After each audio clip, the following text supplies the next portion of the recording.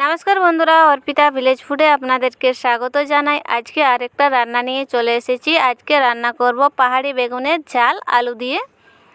এই দেখুন, এটাকে আমরা পাহাড়ি বেগুনই বলে থাকি। আর এই বেগুনগুলো এরকমই থোকা থোকা হয়, সেম বেগুনের মতোই হয়, কিন্তু ছোট হয়, এর থেকে আর বড় হয় না। থোকা থেকে আমি বেগুনগুলো তুলে নিচ্ছি। এটা আপনারা কি নামে চেনেন অবশ্যই আমাকে জানলে কমেন্টে জানিও। আর এই দেখুন, ফুলগুলো সেম বেগুনের মতোই হয়, এই পাহাড়ি বেগুনের ফুলগুলো।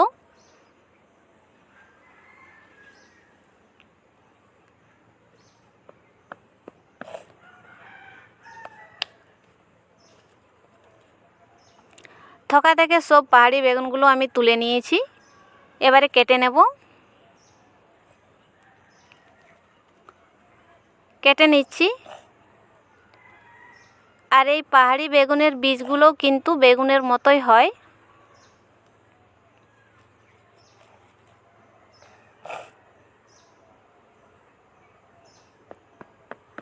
সব পাহাড়ি বেগুন কাটা হয়ে গেছে, এবারে ধুয়ে নেব। বেগুনটাকে আমি ধুয়ে নিয়ে চলে এসেছি আর কড়াইয়ে জল দিয়ে দিয়েছি। পাহাড়ি বেগুন রান্না করতে গেলে অবশ্যই বেগুনটাকে ভাপিয়ে নিতে হবে, তাহলে তিতকুটে লাগবে না, না হলে একটু তিতকুটে লাগে।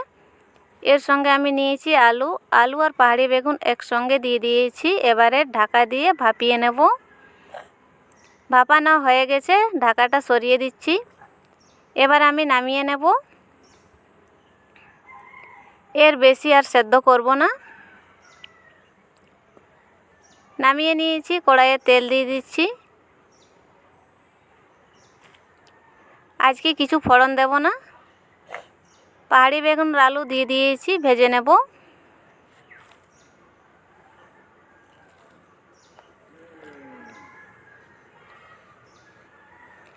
খানিকক্ষণ নাড়াচাড়া করে নিয়েছি। দিয়ে দেবো স্বাদ মতো নুন।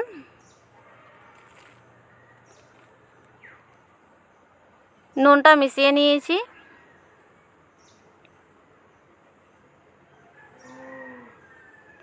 দিয়ে দিচ্ছি শুকনো লঙ্কা, জিরে আর কাঁচা লঙ্কা বাটা একসঙ্গে।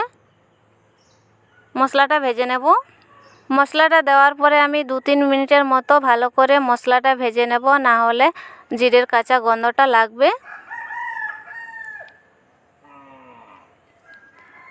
একটু জল দিয়ে দেব। জল দিয়ে দিয়েছি। দিয়ে দেবো গুঁড়ো মশলা।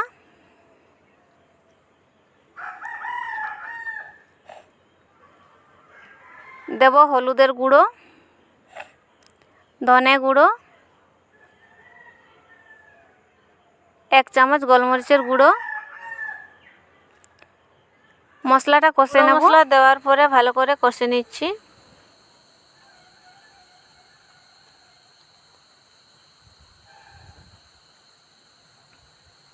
লেগে যাচ্ছে মশলাটা, একটু জল দিয়ে দেবো আবার।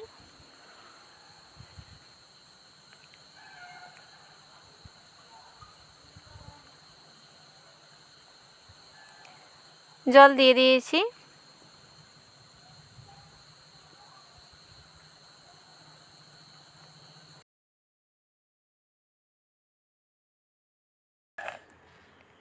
ভালো করে কষানো হয়ে গেছে।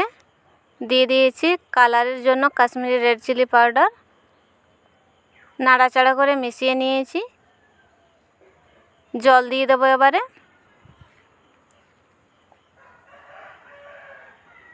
জল দিয়ে দিচ্ছি। জল দেওয়ার পরে আবার আমি কিছুক্ষণ ঢাকা দিয়ে রান্না করে নেব। ঢাকনাটা লাগিয়ে দিয়েছি। এই দেখুন, সেদ্ধ হয়ে গেছে পাহাড়ি বেগুন আর আলু। একটু ঝোল ঝোল মনে হচ্ছে। খুন্তির সাহায্যে আলুগুলো একটু ভেঙে ভেঙে নেব, একদম মাখা মাখা করব। এই দেখুন, একদম মাখা মাখা হয়ে গেছে আর রান্নাও হয়ে গেছে। এবার নামিয়ে নেব। পাহাড়ি বেগুন সর্দি কাশির সময় রান্না করে খেলে ভালো, এমনিতেও রান্না করে খাওয়া যায়। আর এই দেখুন, নামিয়ে নিয়েছি। এই রান্নাটা গরম গরম ভাতের সাথেই খেতে হবে, না হলে ভালো লাগবে না ঠান্ডা হয়ে গেলে। বন্ধুরা, আমার ভিডিওটি ভালো লাগলে লাইক করবেন, শেয়ার করবেন, আমার চ্যানেলটা সাবস্ক্রাইব করবেন। দেখা হবে অন্য কোনো ভিডিওতে। ভালো থাকবেন।